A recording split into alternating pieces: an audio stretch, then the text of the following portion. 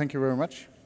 My name is Nicolas Huaman. I will present our work if you can't get them to the lab today. Let's start with some motivation. First of all, online studies allow, we prefer online studies because they allow a higher recruitment volume than lab studies in general. That has been our experience in the past. And so, especially in the last 3 years, we had COVID-19, which made conducting lab studies nearly impossible. So there were a lot of restrictions there. If you wanted to conduct a lab study, you had to really take care of your participants, and you had to really take care of yourself as well, to isolate, to be vaccinated, to not infect anyone. And so in order to solve that, we took a research-focused approach to build a tool. We started with a literature review, which we used in order to build a requirement analysis for an online tool, then implemented an online tool that we called OLab, and evaluated OLab in 3 user experience-oriented studies. So we'll start with the literature review. We looked at usable security studies within developers, because that's our use case, or usable security studies using developers. And we reviewed 24 papers in detail from all the major usable security conferences, so SOUPS, USENIX, SMP, and we essentially looked at all of their study environments, the methods that they used, the tools that they used, and the tasks that developers or other types of participants had to work on within these studies. And we arrived at requirements for security-focused developer studies that build like follows. So the first one is a requirement for very diverse study setups. So study setups that range from specific tool support to like different programming languages, different system environments, different operating systems. We require a high accessibility for participants, so a low barrier to entry for all of our participants. And we require a wide range of data collection options. So we want to collect the source code that they submit, but we also want to collect more specific requirements like copy and paste events or mouse clicks, etc. All this kind of stuff in a all this kind of stuff we can usually collect in a lab environment, and we now want to collect it in a virtual study environment, which we call OLab. So after this requirement analysis, we actually implemented a prototype which looks like this. It is essentially a website that offers a virtual container with a full desktop with applications, so you can see a JetBrains study setup with a browser where they can browse the documentation, and a study task description that we provide alongside with the study.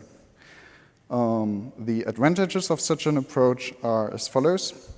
We can use a domain to have the user access easily, but also securely with participant-specific tokens supplied to each participant that you recruit.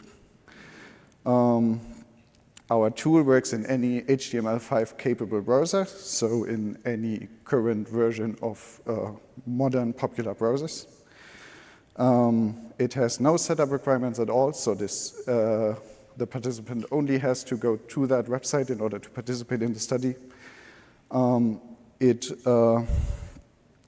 gives us full control over the study environment. We choose the IDEs that they use, we choose the plugins and the, Python dependencies or similar that they have installed.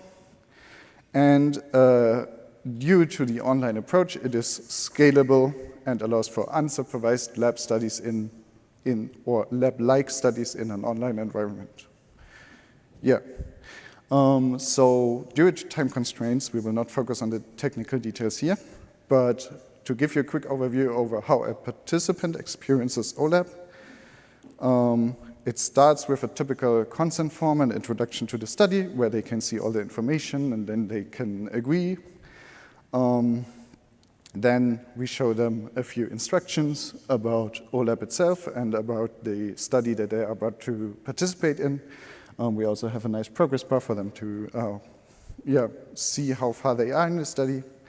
Then we have the actual task with a task description and the virtual environment that I've already presented. And afterwards, we have support for redirection to a survey tool like Lime Survey or Quadrix, so they can participate in post-task surveys. If you have multiple tasks within a study, of course, steps 2 to 4 can be repeated. So OLAP essentially supports full complex study setups.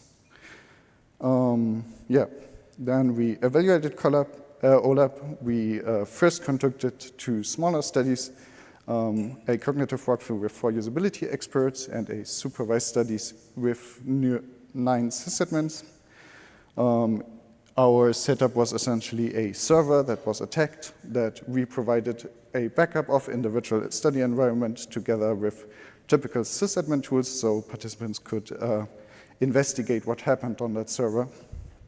And for the user experience of OLAP, our key findings were a few iterative improvements, so clarifications of labels, clarifications of iconography within the tool, and also that OLAP has occasionally low system requirements. We require 8 Mbit of downstream for the video stream, but only 0.8 Mbit of upstream. Then we conducted a more complex study with 16 participants, a comparison experiment. This was a crypto API task inspired by Acar et al., a previous paper where participants had to implement an actual Python crypto API task. And we let them implement the same 2 tasks within 2 different study environments. Once our OLAP, and then a additional download study setup where they had to manually download the project that we provided them instead of working in a virtual machine. This is what it looked like. So our virtual machine essentially provided the full environment, while the website we provided for the download study provided a link to the documentation and a download link for the project. Here, our key findings were that within OLAP, the task description is more present to the participants, so there would be less misconceptions about parts of the task. We found out that both tools have a similar overall SOUPS score. We found out that within OLAP, we have higher control over the study variables. So in the download study, participants would often ignore the PyCharm requirement and go to, for example, VS Code if that is their preferred environment. And we have a much higher accessibility. So participants reported liking OLAP for not having to install their own Python dependencies, for example. That's the major study we conducted. Now, really quickly for ongoing work.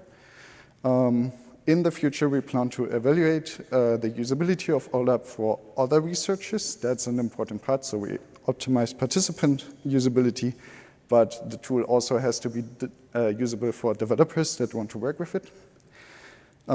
We want to evaluate the tool itself with larger study samples, so real-world mTOC studies, for example, with multiple hundreds of participants. We want to work on licensing, documentation, and making the code look nice so other people can work with it without problems. And we want to evaluate OLAP compared to a real-world lab study. And finally, we want to investigate future features, so like theoretical collaboration features within the tool. For this part, especially your feedback or the feedback of other researchers is very welcome. That concludes my talk.